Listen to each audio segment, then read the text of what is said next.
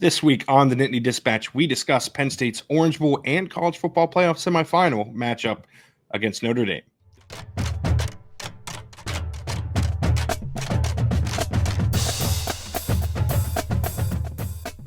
Hello and welcome to the Nittany Dispatch. I'm John Sauber, Penn State beat writer at the Center Daily Times. She is Audrey Snyder, doing the same at The Athletic. And our backgrounds are very similar, and I'm just seeing it now that we are definitely sitting at the same desk. We're balanced, though. Yes, the same desk in our respective hotel rooms here down in Fort Lauderdale, about 45 minutes away from Hard Rock Stadium, I would say, where Penn State will take on Notre Dame Thursday night in the Orange Bowl. But Audrey, how you doing? I'm good. You know, it's felt nice to get some sun, which for me, like getting some sun means like walking around outside, just feeling the sun. It was, I dodged the snow in Pennsylvania and got here Sunday. So I got here super, super early because I was worried about that. If you watched our live show earlier this week, you know that John sat on the runway for a bit at Dulles. Yes. But made it here Monday night, right at the start of or during our live show. And that's available if you want to check that out. We had our friends from The Independent on, chatting all things Penn State Notre Dame. But it's been good, John. I've gotten a couple of little beach trips in, like little, scenic getaways. I was transcribing some quotes today while looking at the water. And, it's always, I kind of forget when we're in these settings, right? Like probably 90% of the people that are here, as I make up statistics, are on vacation. And, and I'm sitting there like transcribing quotes. These people are all kind of looking because I've got, pulled the laptop out, all this stuff. And I'm like, yeah, this is a work trip for us. But it's nice. Penn State is landing here Tuesday. So while we're recording this, they will be in the air. And as soon as they touch down, we'll be hearing from Andy Kotelnicki, Tom Allen, and like 4 players, I believe. Liam Clifford is one of them. Clifford, Tyler Elston, Cam Miller, and Khalil Dinkins is the group that we will be talking to from Penn State. So not the headliners as they arrive here. No, so you and I will be talking to Tom Allen, Andy Kotelnicki, presumably. But that's fine. We will both have plenty of coverage at our respective websites. Audrey at The Athletic, me at CenterDaily.com. Yes, I did get stuck on the runway. It was not a good time. 2 hours. Although, listen, admittedly, considering you were like badgering me, saying that I was going to get trapped in Pennsylvania or Dulles. Yeah, right. Exactly. To only be pushed back about 3.5 hours from my original landing time is a pretty big win, and avoided a lot of the snow outside of being stuck on the tarmac, the runway there in Dulles. But yeah, it's been, it's early in the week, but it's been fun for the less than 24 hours we've been down here recording here Tuesday afternoon. Excuse me.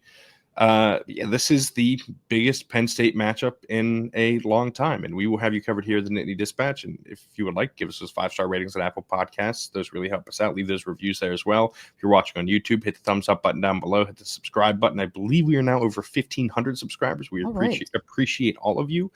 We are marching toward that 2,000 number, so then I can complain about it and start the march toward 3,000. So be ready for that when it happens. But yeah, this is what John does. He's a complainer. That's what he does. I mean, that's not technically incorrect, I should say. But yeah, this is a huge week, right? We discussed with Matt and Pete last night, like you said on that crossover episode, some of the details of this game. We'll get more into it here, but this is, I think, just from a broader standpoint, this is the biggest Penn State game of, I think, my lifetime. Definitely mine. Yeah, I'm not that old, John.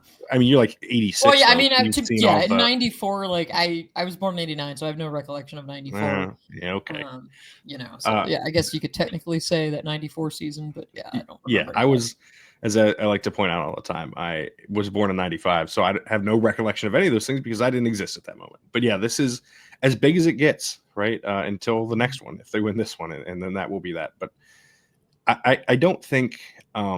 I don't think it's kind of sunk in yet from our perspective how gigantic this is, right? Mm-hmm. Like how this is what they play for, right? People are already focusing on the transfer portal. They want to know about off-season additions and everything. But at the end of the day, you make those decisions, you make those additions, you make those changes, you hire coaches, you let go of coaches, you make changes on your staff, all to get to this moment. You are striving for this kind of moment. And listen, we both predicted that Penn State would make the playoff when the season began. We both predicted, I think, that they would lose to Texas in the first round, which unfortunately for Penn State fans, a loss to Texas is still technically possible, although I don't think it'll happen down the road here. But this is a moment that this team has very clearly earned, and I think probably deserves a little bit more respect, I guess, than it's been given over the last week or so. Yeah, it's, and I think this kind of goes back to the bigger narrative and James Franklin and the big games and like, has he won a big game? Do we quantify the first 2 rounds of the playoff as big games? I would. Like, I absolutely would. I mean, those were 2, They're you can say playoff what you want. games. Yeah, you could say what you want about the path, the favorable path, and we did, the night that it came out, and we've talked and written, ad nauseum about it. But to Penn State's credit, they've taken advantage of that favorable path, and they didn't just eke by; they were dominant in those games, and I think that matters a lot. But you're correct, John, in the magnitude of the moment. Yeah, I haven't really even had a chance to think about it in terms of like, wow, this is how big, this is how significant, just because we're so wrapped up in it. Admittedly, like I have no idea what today is. I've felt like this last 3 weeks. I mean, it was weird. We had Zoom interviews. Well, I was on Zoom. You were there on Saturday and Sunday, which, we're never doing interviews on Saturdays and Sundays with players. Like that's typically a Tuesday, Wednesday thing. Saturdays games, but not, a game. Yes. Yeah, but not like this. Like this was all different. And I have not been back to State College since like December 23rd when I left. I've been staying at my folks' house in Downingtown, just closer to the Philadelphia airport. So I hope my house is still standing in State College. Probably I have not checked on it, so I could be gone. No way to know. Yeah, I mean, I check the Ring video doorbell every now and again just to like make sure that it's still there. I have seen that we've gotten some snow in State College as well. So if you're listening and you are in one of our snowy regions, we're sending sunshine and warmth your way, even though people in Florida are freaking out because they're like, oh my gosh, it was 50 this morning. And I'm like, yeah, but it's like 65 now. It was 80 yesterday. Going to be like low 70s tomorrow. Like we're fine. But all those factors, John, where I was going with this tangent, all those factors kind of combine so that you can't appreciate or recognize how big the moment is because we're so wrapped up in it. It's been one game after the next. And gosh, I haven't done it yet, but I'm going to have to here in the next few days of like, okay, if Penn State wins, like, when do I need to get to Atlanta? What's that look like? I mean, that's what this whole month has been. And it's crazy when you think some teams have been done playing a game for over a month. Like if you didn't have a postseason game, you were done late November. And here we are recording this January 7th. And it's like, this is a long season. Game 16 coming up. I know players have been very diplomatic about the length of the season. And hey, we're feeling good, all these things. Like, it's long. I feel it. I am sure they feel it too, but it's also exciting because this is uncharted territory and this is a massive moment. Yeah, the Big Ten title game was a month ago. You know what I mean? Like that's where we're at, right? It feels like it's been nonstop, the travel and everything. It's been a lot of fun. Like I'm not saying I'm having a bad time, but you do kind of get wrapped up in it a little bit where you can't feel the magnitude of it. And I think honestly, that's kind of been of benefit to Penn State, right? Like when moments hit, sometimes you can crack a little under pressure. They've been able to kind of keep this to James Franklin's credit. Like the 1-0 stuff has really been massive for them. I think they've been locked just the duck in. Is that what you're saying? Yeah, right. And like this is essentially their 1-0 has allowed them to just treat this as the next one, right? They know that there isn't another one if they lose this one, but they also just know that it is just the next game. And I think that's been really important, and it gives them the kind of calmness that you need to succeed in these kind of situations because they are, listen, we talk about like everyone's watching these games. Well, every game they play is on national TV pretty much. So like, it's not like people have less access early in the season. It's now they're the only ones playing, right? So people are kind of that's who they're watching. You're getting some casuals too. That's the other part of this that I have to remember, like when I'm writing my stories. Oh yeah.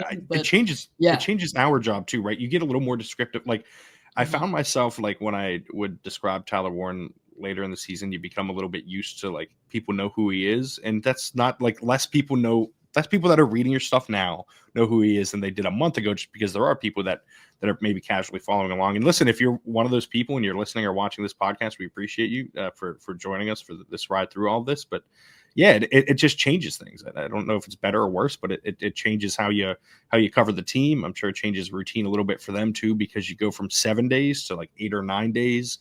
If they win this game, it's, I believe, 12 days between this and the national title game. I think that will be the chance for everyone to kind of like let it sink in. Honestly, after this game, no matter what, win or lose, that's when I think it will sink in for both teams involved in this. But there's no doubt about it. This is enormous. This is Penn State's chance. They can win the national title this year, and I don't like that. That seems obvious because they need to win 2 games to do it. They're one of the last 4 teams, but I don't know that people are treating it that way. This is, they have one of the 3 to 5 best defenses in the country. They have a top 10 offense that I think probably even better than that. And it's not, they're not getting the kind of recognition for it. And I think just on some level, Notre Dame isn't either, right? It's an interesting matchup in that way, that it feels like the only team that has been, I guess, described as or deserving of this, I guess, in the eyes of some, is Ohio State of being in the Final Four, which is funny because they're all 4 blue blood type schools. Where we were a month ago, that was not the right, story. Yeah, right. And so I think it's that dynamic is fascinating. But let's get into the game itself here, because Penn State, I think, and we'll get to our predictions and everything later in this, but I think they have some advantages and some really, really important spots. I'll go to you first, though, in kind of where you think Penn State's advantage lies here, right? Like what will decide the game. If Penn State wins on, not talking about I'm not tipping my pick yet. I'm not tipping my prediction. If we're talking about a win, like how do they get there? And this, I recognize this might sound weird because of how good the Notre Dame defense is, but I think what Penn State's shown the last month is that this run game is like their best asset. This is what they do with Nick Singleton, Kaytron Allen, and those guys are on one right now. Like, I think you need to be committed to the run game and kind of let the chips fall where they may with that. Like, I don't want to see Penn State come out with Drew Aller and let them start kind of slinging it all over the field. No Chuck deep. Well, I mean, that's different. That's different. I would not mind them coming out and throwing a shot play just to kind of see, because that's fun. And I'm here to be entertained, right? That's right. But I don't think you want to see them coming out opening drive and necessarily throwing it all over the place. I think what they have found success with and what their identity is as an offense. And again, this is not what we were talking about a month and a half ago, but it's how dynamic and how powerful that ground game has become. And so, yes, this Notre Dame defense is tremendous. Yes, they're going to make it hard to run the ball against them, but I think you need to show a commitment to that. And the other piece of this, and we got into this on our crossover episode, and I thought Pete Sampson, my colleague at the Athletic, made a really good point on this. What he was curious is, can they get Drew Aller off the spot, right? Can you make him move around and try and make some throws on the run, make him uncomfortable? Because that's another big key to this as well. And I think going back to Penn State's running backs, it's going to be about blitz pickups too, right? Like, Notre Dame is going to throw everything they have at them.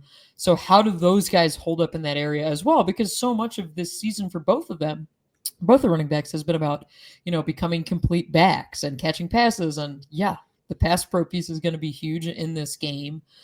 So that's kind of where I would lean with Nick Singleton and Kaytron Allen. But John, what is your take on this? What does Penn State need to do?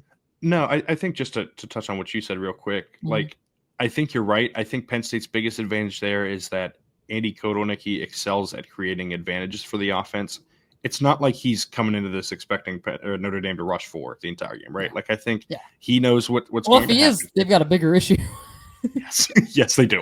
Much bigger issue, yeah. I don't think he does. And so I think he's going to be prepared for the blitz. I think they're going to design things they'll go max protect, take shots when they need to. They will, obviously you want to replace the blitzer if they're only bringing 5 or 6, and they'll give Aller quick, easy throws so they can create down the field. I wouldn't be surprised to see more creative screens.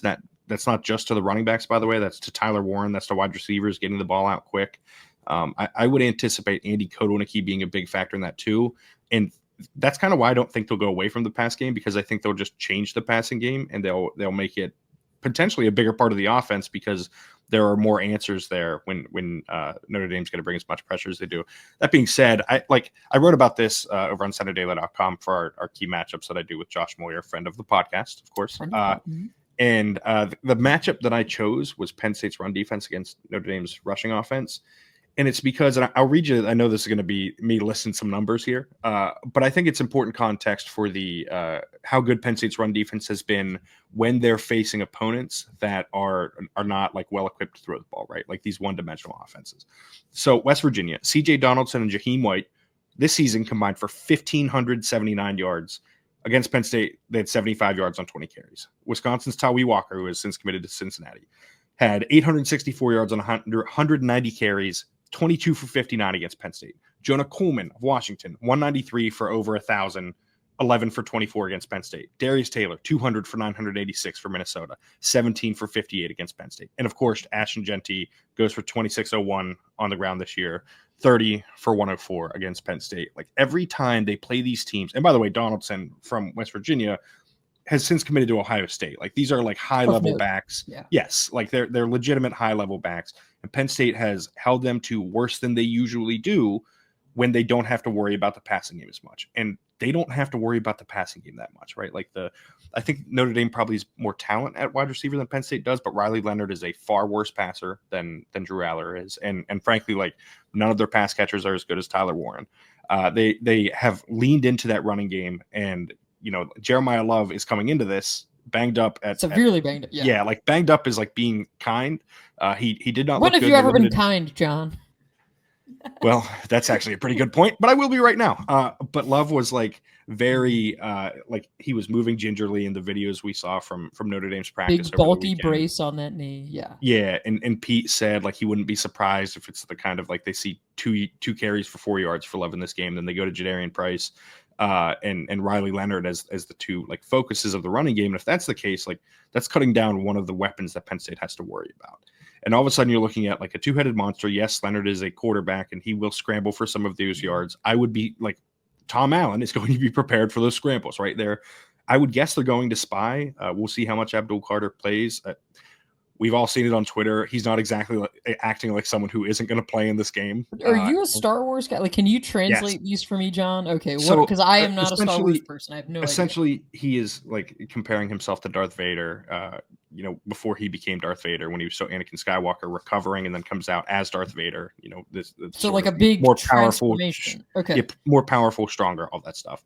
Again, not acting like someone who is not going to play in this game and not going to be close to 100%. So my anticipation for this, I'll put it this way, is that Abdul Carter will play. And again, this just my anticipation. I'm not reporting anything. Is he'll play and he will look like Abdul Carter. We'll see. Not Darth Vader. The case. Right. Yeah. A notable difference. No cloak, no lightsaber, or anything like that. But yes, I would think that he will end up playing in this game and will play well. I wouldn't be surprised if he and Tony Rojas are kind of charged with spying Riley Leonard in this game to limit him on those scrambles. And they're better athletes than Riley Leonard is. Pete referred to Leonard as a sneaky athlete. I think that is a fair thing to say in this situation. Also, Leonard is just a good athlete too. I think that helps. He's just long, and I think it makes it look awkward, right, when he's running, but he is a very good athlete. So yeah, I think Penn State being able to stop this running game is going to be what ends up deciding this. And I kind of think they do, right? I think they're really, really well positioned to handle this Notre Dame offense. Let's take a brief break from the podcast, discuss our friends over at Rhoback. Yes, as you can tell, I am wearing a Rhoback hat because I am always wearing Rhoback. It is the best performance apparel that you can find. Performance hoodies, performance joggers, performance shorts, the hats, the performance polos when I golf. If you would like some Rhoback gear, you can get it too over at Rhoback.com. Use code TND20, get 20% off your first order. That's TND20, as in the Nittany Dispatch 20 over at Rhoback.com. But Audrey, it simply is the best. I was rummaging through my suitcase here, John, and I pulled out my Rhoback hat and my Rhoback hoodie. I've worn my hat at the pool, at the beach this week. We'll be wearing my hoodie for the media sessions today. Yeah, great lightweight gear, comfortable, packs well, because I'm all about not having to iron anything. And so I love that Rhoback is very packable too, which is great this time of year. Especially when you're me and you have 4 Rhoback hoodies packed, you have 4 pairs of Rhoback shorts packed. One per day. You have Rhoback joggers packed, and of course the hat, the Rhoback hat that I always wear. It's as good as it gets, like I said. And over at Rhoback.com, you can get 20% off your first order with code TND20. Future Fans is a new brand that helps little kids become big sports fans through storybook-led activity boxes that help them understand football. Make sure your little ones are geared up for the playoff run, but better yet, make sure they understand what's happening on the field. Future Fans introduces core concepts of a sport in a way that makes sense to a kid. For example, instead of explaining like downs in football directly, you can have a beanbag toss game that'll help explain it that way. Future Fans is designed for kids ages 4 to 8 and for the football adult fan in their life. Future Fans is $49.99 at futurefans.com, and you can get 15% off with the discount code DISPATCH.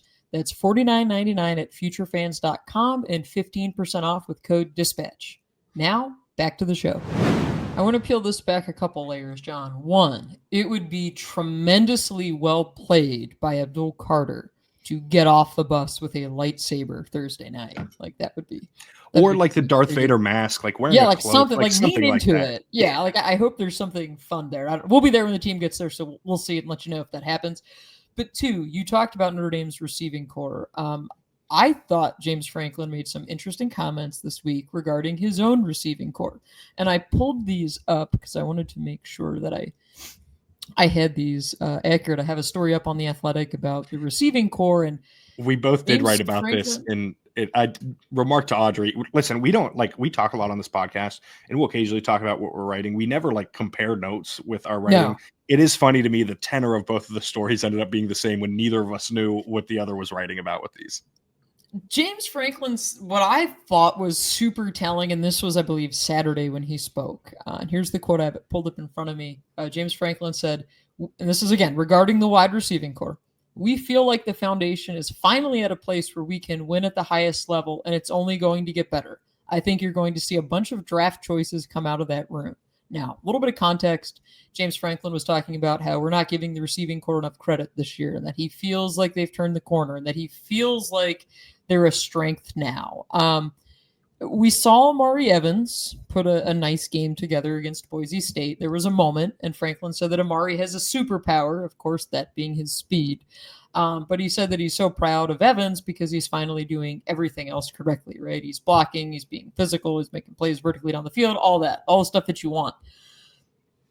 I found this interesting because I took it as, okay, like they've gotten slightly better than where they were last year, right? Like I think there's been improvement. We've seen improvement. But this also is not a receiving core that's going to really scare anybody, right? Like, I think that's the other piece where I felt like James Franklin was, I don't know if he was trying to convince us or convince himself or... Can I say something here? Mm-hmm. Maybe it's related, maybe it's not. But I think coaches say something, praise guys publicly sometimes because they kind of know what's ahead and that decisions are being made, right? Yeah. Like on whether to stay or go. And so I think that is... maybe not necessarily connected to this, maybe it is, but I think it is important note to make that sometimes, and James has said before too, when he's speaking to us, he's speaking to his team as well. And he has said stuff in the past to us and he said he doesn't say or doesn't want to answer certain questions because he knows that players or coaches or whoever, parents specifically are watching. And listen, sometimes coaches say things that maybe isn't a direct answer to the question because he was not asked about this when he originally brought it up. He went out of his way to mention Amari Evans and Trey Wallace. What the question even was, yeah. I think it was about the running game. It had nothing to do. I can't remember honestly, but I remember looking at it and be like, nobody asked about the wideouts, and then he just brought them up. And so I think that's important to note that coaches will speak to the players through the media sometimes and maybe make a pitch on why Penn State is a place where they can develop or where they should stay or what have you. But anyways, continue. But yeah, I mean, when he was saying about multiple draft choices coming out of that room, I'm kind of looking and I'm thinking, well, how far down the road is he looking here, right? Like, I mean, I think obviously there are traits that you like with these guys, and there's things that I think Amari Evans, there's a ton of potential there to tap into. And, Trey Wallace has stayed healthy this year, which has been massive. Julian Fleming, we've talked about a lot on here. Kind of his value has been all the other things and not necessarily the catches. And James Franklin even said, he's like, they're something along the lines of there may not be gaudy numbers, but the reason why they're getting those explosive runs, some of them, is the fact that these guys are blocking better. So I thought it was a really interesting comment. The timing of it was interesting. Like you said, I don't remember what the context was, but it was kind of like he just seemingly brought it up. Yes. I was trying to think if it was related to him being asked about Amari Evans or not, if he kind of went off on it. I don't remember, but hold on. If you can vamp for a little bit, I can find us that answer. Sure. I can do that. But I had talked with Marcus Hagans at the Fiesta Bowl Media Day, and I had asked Hagans about, here we go. What do you think you need to add to your room? And he's like, well, listen, some years we might need to add 4 guys. Some years we might need to add any, and he just kind of felt like they were trending in the right direction. But yeah, what was the context? So James was asked, and I apologize, I can't remember who asked this question. I I wanted to ask you about Kaytron Allen. Had just a fantastic game against Boise State, but I wanted to ask you about a play you might not be too thrilled about. Oh, I believe this was Tyler Donahue, 24/7 Sports. No, I think this was, or was it Bob or Ty? I think it was Bob. You're right. It was Bob. It was Bob Flounders of Penn Live. Credit to Bob on this. Again, friend of the pod, Bob Flounders. I want to ask you about Kaytron Allen. Had just a fantastic game against Boise State, but I wanted to ask you about a play you might not be too thrilled about. The run that got called back because of the hold. But it was such a special run. I was going to ask you the positives you took away from that. Excuse me, not just the way he ran and finished the run. That was nasty, but the way it was blocked, everybody had a piece of that run. And so then James answers for a while, and then goes into the wide receivers, right? And about how like the run game, like them impacting the running game. And he brings up Julian's catches and Amari's superpower, like goes like listen, it feels like James had some stuff he wanted to say and he was trying to find the space. He had some talking points. Yeah. And like, I get it. Like, I don't want it to come off that way because it's not a criticism of James to do that. I think it's smart to do that. He should be doing that. Like, he should be pitching his guys on things at all times. And listen, if he feels that they've made that many strides, or if he feels that he needs to say that, he's going to say it. And that's how it works. I thought it came off like pretty strong, which was, again, like there's nothing wrong with coming across trying to be strong on certain points that you want to make. But I also felt like it was a little bit over the top just with regards to how we've seen these wide receivers play in the biggest games, right? You think back to Ohio State and it's like, you're looking at guys that are struggling to get open and those kinds of things. So again, it very much could be a comment trying to give these guys publicly some praise, some love going into this matchup. I don't know, but I thought to me, that was like one of the most telling comments that came out of this week. And it really lays the foundation for 2025 too, because whenever this season ends, what they do in that room and how they kind of retool it moving forward is going to be interesting. Yeah. And I think the one thing that what James said maybe do is go back and maybe rewatch some of Amari, right? Like there have been issues where he's catching balls with his body, he's letting the ball get in too deep when he tries to make catches. But I do think there have been strides that have been made there over the last, I was going to say month, but that's just the postseason. I think probably month and a half, where he's made some strides as a wide receiver. And he's right. James is right. Amari has a superpower that you can't teach. And I wouldn't be surprised. I jokingly asked Amari about like, hey, is he fighting for any of those quarterback snaps that Tyler Warren gets? And he laughed and was, saying he's like, we've got a good thing going, all that stuff. Doesn't want to disrupt that. But he played quarterback in high school and he talked about But next year, really, Amari, really. Right. Legitimately. Like I wouldn't be surprised if he's utilized that way. He played quarterback in high school and said that kind of helps him read coverages and be on the same page with Drew Aller in those situations, which like that's beneficial. And the fact that he has that background, I think could lead to him having that type of role next year. And I think that might be part of the reason why Penn State wants him back so much. And I do think of any of the receivers that have been contributors this year, I'm trying to think off the top of my head so I don't miss anybody. I think he might have the most upside of any of those guys. Probably has the most upside. I would say, I am really intrigued by Tasir Denmark, but like that's a different category. But he wasn't. He's so young. Yeah, wasn't like an instrumental guy this year. Yeah. And I would I don't know. I think there's a world where the starting wideouts next year are Amari Evans, one of the transfer receivers, and Trey Wallace, right? Like and Amari's the best of the three. Like I think that's possible.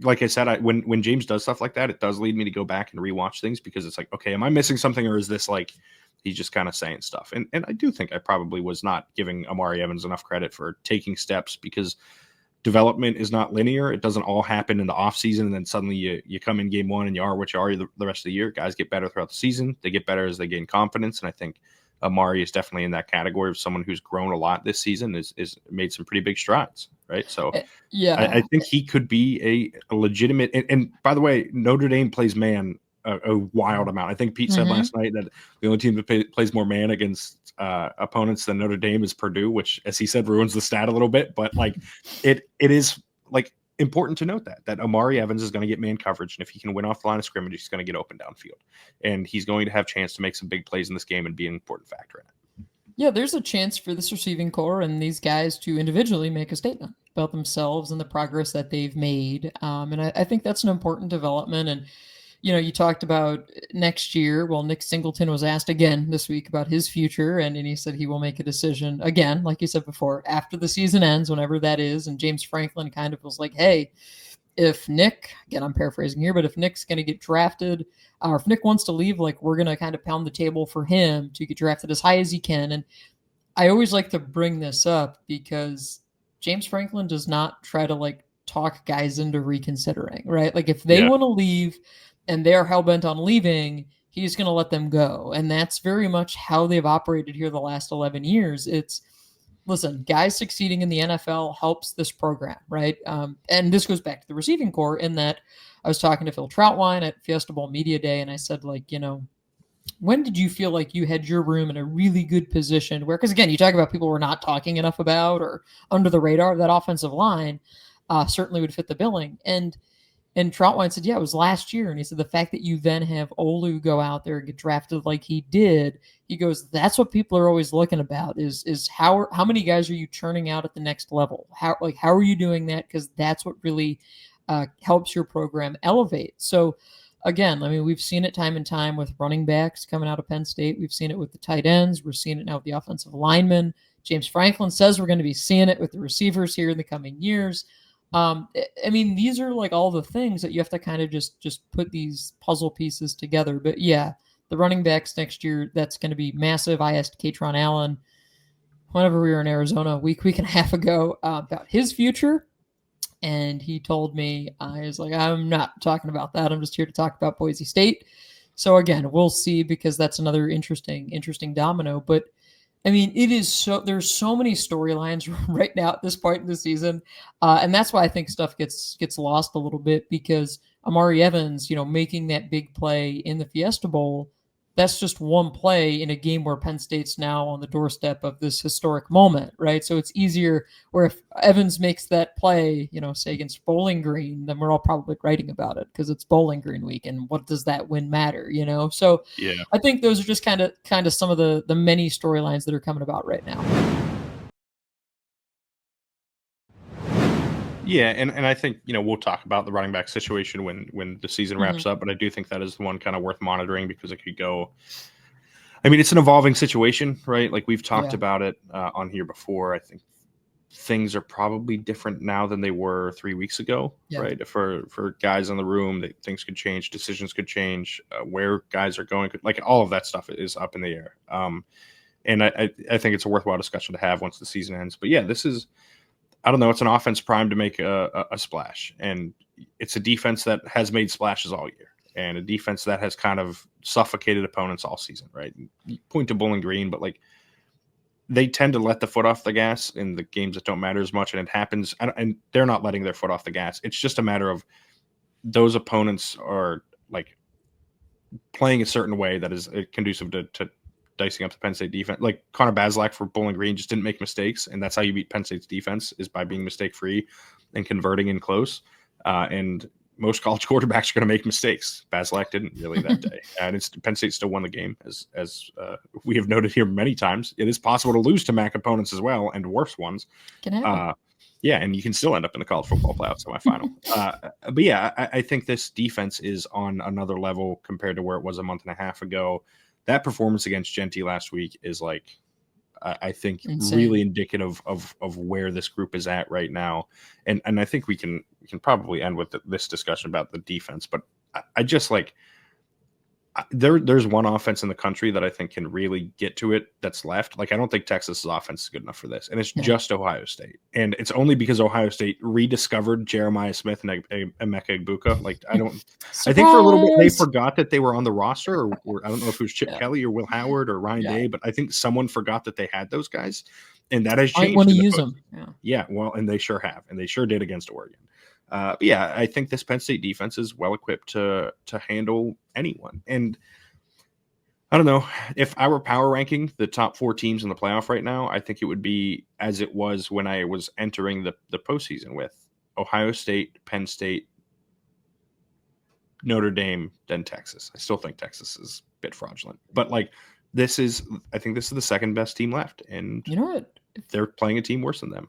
I shouldn't say worse, because it makes it seem like I think Notre Dame is bad. Yeah. They're both elite, but I think Penn State is better than Notre Dame. Without you tipping your hand on the prediction, John, if we get a Penn State Texas championship game, I'm going to do whatever I can to make sure, and I don't even know if Bevo will be allowed there, because I don't think it's in Atlanta, so no. Yeah, so no. I'm going to do whatever I can to get Bevo a pitcher and have you guys together, two kindred spirits. Yeah. But is this, John? Is this our prediction time? Is this what we've I arrived think at? Is so. there anything else we missed, or you No, wanted to hit on, or anything you wanted to share from your flight delay in Dulles? no, other than being stuck on the runway is not a good time. I appreciate all of the people that were making it, were rectifying the situation. Those jobs are oftentimes very thankless, and I do appreciate that. But yeah, I think you can start us off with predictions. Sure. Let me pull mine up here. So I'm always wow, consistent lack on every of readiness. platform with it. Yeah. I was trying to stall there, build the drama. Yeah, nice job. Okay, so here's what I've got. This has been, I will confidently say, my most difficult pick of the season. I've wrestled with this one for much of the last 4 or 5 days. And during some of my long walks on the beach, I've tried to think, okay, like, how does this game play out? What happens? Here's what I've settled on. I've settled on Penn State 27, Notre Dame 24. So I am picking that's an Penn over too. State. I am picking Penn State to make it to the national championship game. It just feels to me, John, that unless Penn State comes out and has this like awful day at the office, right? Unless there are a couple, some turnovers and they just play uncharacteristically, like if they just play like they haven't all postseason, right? If there's something weird there. And yes, obviously Notre Dame's a really good opponent. It's much different than SMU and Boise State in that regard. I just think Penn State is better in every area. And that to me is the weird thing. That's not what I expected to say when this postseason run began. But I think we look at Penn State and how this team has evolved, how the season has progressed, how this run game has evolved. Like that to me has been a massive box that they've been able to check. And that's why I think we're going to be sitting here. Well, I guess it'll be the wee hours of Friday morning, probably by the time we record, or hopefully we'll be at Hard Rock Stadium. Maybe we'll do it from there. Yeah, that's the hope.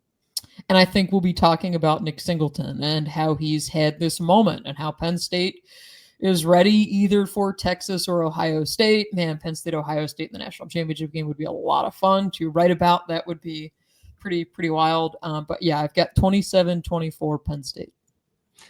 Yeah, I think it is definitely a lower scoring game than that. Although not, I guess only one score lower, so not too much. I have Penn State 21-20.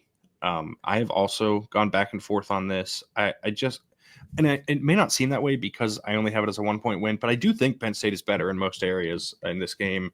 Notre Dame is the team that needs to create the variance. They need the turnovers. They need, the big plays to kind of swing this. Crazy special teams play, maybe. Yeah, I think that's a good indicator of who you think is the better team. If you're saying this other team needs to force turnovers or what have you, that they need to win a battle that is, and I know not coaches definitely don't agree with this, but I know turnovers are fluky, right? Like they need to win a fluky battle a little bit.